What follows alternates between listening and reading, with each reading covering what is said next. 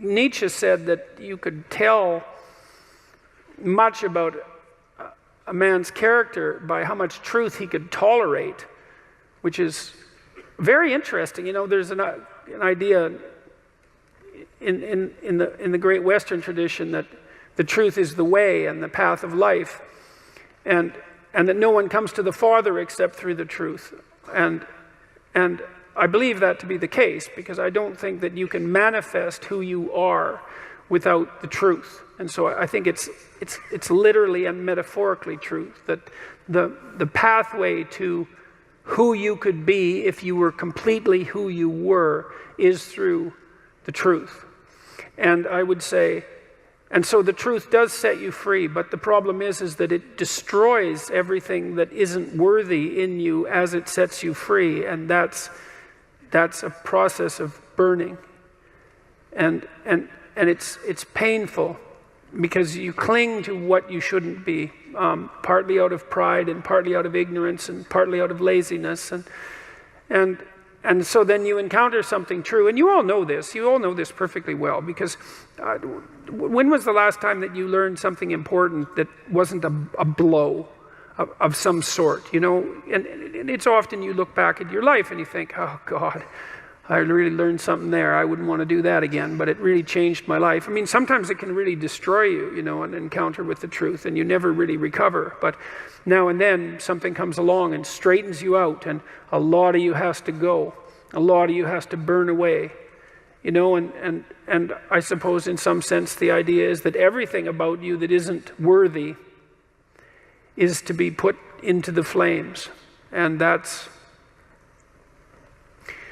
another reason to be not so casual about claiming what you believe, because it isn't something that you undertake without due caution. You know, I learned when I was a kid, about 25 or so, a little older than a kid, that almost everything that I said was one form of lie or another. And I wasn't any worse, I would say, than the people that I was associating with, or any better. And the lies were manifold, you know. They were attempts to win arguments for the sake of winning the argument. That might be one. Attempts to indicate my intellectual prowess when there were competitions of that sort. Maybe just the sheer pleasure of engaging in an intellectual argument and winning. My inability to distinguish between ideas that I had read and incorporated because I had read, but hadn't realized that I hadn't yet earned the right to use, all of that. And, you know, I had this experience that lasted a long time. Well, I would say it's really never gone away. And I think this was the awakening of my conscience, essentially. And I didn't realize this until much later, when I was reading Socrates' Apology.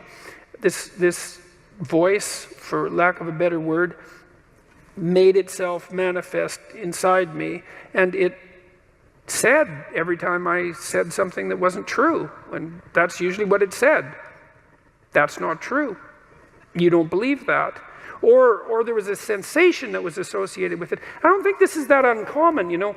I asked my psychology classes for many years in a row if they had an experience, that they had a voice in their head, let's say, it's a metaphor, or a feeling that communicated to them when they were about to do something wrong. And it was universally the case that people agreed with one of those statements or another. And the other thing I would ask is, well, do you always listen to it? And of course the answer to that was definitely no. But that's also very interesting, you know, that you can have this faculty, this conscience. This seems to me to be very tightly associated with the idea of free will, is that you can have this internal voice, this daemon, the root word for democracy. Oh yes, I didn't finish that story. So yes, well, it's important. Well, so Socrates' daemon told him it was his moral guide. And democracy appears to be predicated on the idea that the polity will function if people attend to their consciences. That's the overlap of those conceptualizations.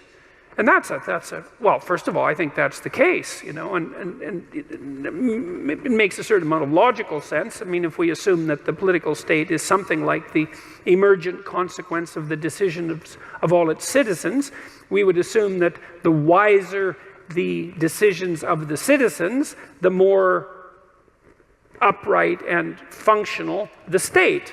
I can't see how it could be any other way. And perhaps those who are the most upright, who listen to their consciences more carefully, even play a disproportionately powerful role. It's certainly possible. So, anyways, back to truth. Well, I learned that so much of what I was doing was false. And I think I learned this. There was a reason that this came to me so clearly.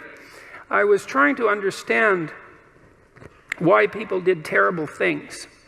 And I was really concentrating on the terrible, terrible things that people do. And I was interested in Auschwitz, for example, and not as a political phenomenon, but as a psychological phenomenon. I was curious about how you could be an Auschwitz guard. And I wasn't really curious about how you could be one, because, well, you could be one, of course. I was more curious about how I could be one, being such a good person as I thought I was. But I also knew that many people did many terrible things during the 20th century, and the idea that I was somehow better than them, or that I should assume a priori that I was better than them, and that I wouldn't have made the same choices or worse had I been in the same situation, was a very, very, very dangerous supposition. And in fact, a sufficiently dangerous supposition to bring about the very danger that I assumed was worth avoiding. I had this idea, that what had happened, especially in Nazi Germany, but also in the Soviet Union, shouldn't happen again. That what we needed to do, because of what happened in the 20th century, especially because we also managed to create hydrogen bombs, that we had become so technologically powerful that there wasn't time for that anymore, that time for that was over, and that we really needed to understand why it happened, and that perhaps we could go deep enough in that understanding, which is, I think, what happens when you go deep into understanding, so that you could stop it. Because if you understand the problem, maybe you can solve it. And at least in part, I came to believe that the problem was, as Solzhenitsyn said, that the problem is that the line between good and evil runs down every human heart. And I was reading Jung at the same time, and he believed that the human soul was a tree whose roots grew all the way to hell, and believed also that in the full investigation of the shadow, which was the dark side of the human psyche, was that it was bottomless, essentially, that it was like an experience of hell. And that also struck me as true. And that the way to stop those sorts of things from happening was to stop yourself from being the sort of person who would do it, who would even start to do it. Because the other thing you learn when you learn about atrocities of that sort, you could read Ordinary Men, by the way, which is an unbelievably great study of exactly this sort of phenomenon. It's on my book list on my website. It's about a group of German policemen who were turned into brutal murderers over a period of months when they went into Poland after the Germans had marched through. And they were just ordinary middle-class men. And they weren't forced into this by their leadership, by the way, either, which is one of the things that makes the book so interesting. So for me, it was a matter of understanding that if we want this sort of thing to not happen anymore, then we have to start to become the sort of people who wouldn't do it, which seems rather self-evident, all things considered, unless you believe that we're the pawns of social forces, for example, like the Marxists do. And I don't believe that, because we're also the creator of social forces.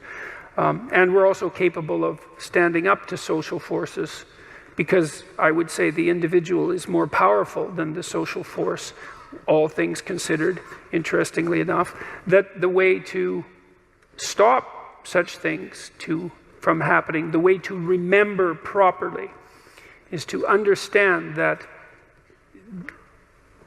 you could do it,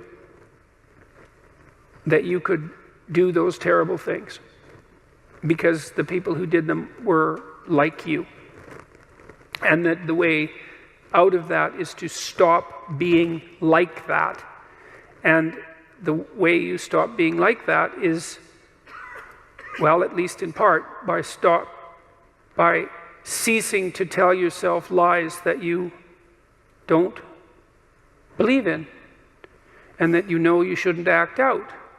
And, and that's made a huge difference in my life, for better or for worse. I mean, it was a very uncanny experience, I would say, because it's very discombobulating to experience yourself as fragmented enough so that much of what you do and say is actually false. It's a lot of work to clean that up. A lot. But the consequences are, in principle, worthwhile. And so that was part of what, understanding that was part of what drove me towards clinical psychology, say, and away from political science and law and from politics in general, because I started to believe that, and I think this is the great Western idea, which people were quite irritated about, by the way, on Q&A last night as well, that the proper route forward for the redemption of the individual and for mankind as a whole is as a consequence of the redemption of each individual. And I truly believe that. And I believe that that occurs as a consequence of adherence to the truth and courage in the face of being. That's rule one, right? To stand up straight with your shoulders back, is to take on the onslaught and to enter the contentious ring and to do more than your best, because your best isn't enough, because your best isn't as good as you could be. You have to push yourself past that. And that's, as far as I can tell, where you find what you need in life. You find the meaning that sustains you in life, and you find the patterns of action that redeem the world, both at the same time. I mean, life is a very difficult business. It's fatal, and it's full of suffering, and it's full of betrayal and malevolence. There's nothing about it that's trivial. It's all profound. And in order to find your way through all of that capacity for hellish experience, let's say, you need to develop a relationship with something that's profound. And you can. You have that capacity. And what could be more profound than the truth? And what would you rather have on your side? And you might say, well, that's obvious, and of course everyone should do that. And then you need to know why you don't. And the answer is, well, sort of encapsulated in this first amusing question. Thank you for enlightening my soul. The burns are still healing. It's like, well, there's no shortage of dead wood to burn off. And there's no shortage of pain when the dead wood burns off. And that's what makes people afraid of the truth. Maybe that's why Moses encountered God in a burning bush. Who the hell knows? But there's something about that idea that seems to me to be the case. And so, what's the decision that you make? You decide to believe. It's a risk, an existential risk. It's an act of faith. You believe that the truth can set you free. You believe that people have an intrinsic divinity about their soul. You decide that you're going to live in that manner and that you're going to let everything about yourself that isn't worthy of that goal die. And that might be almost everything that you are. And that's a terrible thing to contemplate. The only thing that's worse, I would say, is the alternative. Because the alternative is the sorts of hells that we managed to produce around us and that we produced with particular expertise during the totalitarian regimes of the 20th century. And it would be a good thing if we decided collectively and individually not to go back there again. Thank you.